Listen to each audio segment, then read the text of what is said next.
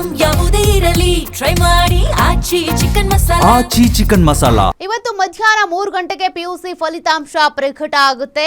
https Karnataka result.nic.in ಈ ಒಂದು ಲಿಂಕ್ಗೆ ವೆಬ್ಸೈಟ್ಗೆ ನೀವು ಹೋದ್ರೆ ಅಲ್ಲಿ ರಿಸಲ್ಟ್ ಲಭ್ಯ ಆಗುತ್ತೆ. ಮೊನ್ನೆನೇ ರಿಸಲ್ಟ್ ಪ್ರಕಟ ಆಗಬೇಕಾಗಿತ್ತು, ಆದರೆ ಒಂದಷ್ಟು ತಾಂತ್ರಿಕ ದೋಷ ಬೇರೆ ಬೇರೆ ಕಾರಣಗಳಿಂದಾಗಿ ರಿಸಲ್ಟ್ ಪ್ರಕಟ ಆಗಿರಲಿಲ್ಲ. ನಿರಾಸೆ ಆಗಿತ್ತು ಎಕ್ಸಾಮ್ ಬರೆದಂಥ ವಿದ್ಯಾರ್ಥಿಗಳಿಗೂ ಹಾಗೂ ಪೋಷಕರಿಗೂ.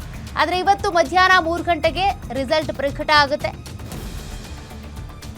ಶಿಕ್ಷಣ ಸಚಿವರು ಇದಕ್ಕೆ ಸಂಬಂಧಪಟ್ಟಂತೆ ಮಾಹಿತಿ ಕೊಟ್ಟಿರೋದು. ವಿದ್ಯಾರ್ಥಿಗಳ ಮೊಬೈಲ್ಗೂ ಕೂಡ SMS ಮೂಲಕ ಮಾಹಿತಿ ರವಾನೆ ಆಗುತ್ತೆ. ಸಂಜೆ 6:15 ಸಚಿವರು ಸುದ್ದಿಗೋಷ್ಠಿಯನ್ನು ಕರೀತಾರೆ.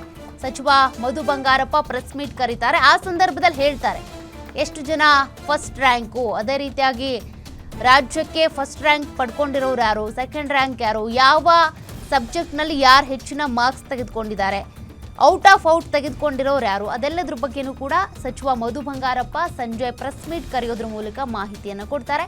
ಇನ್ನು ನೀವು ಕೂಡ ವೆಬ್ಸೈಟ್ನಲ್ಲಿ ನಿಮ್ಮ ರಿಸಲ್ಟನ್ನು ನೋಡ್ಕೊಳ್ಬಹುದು.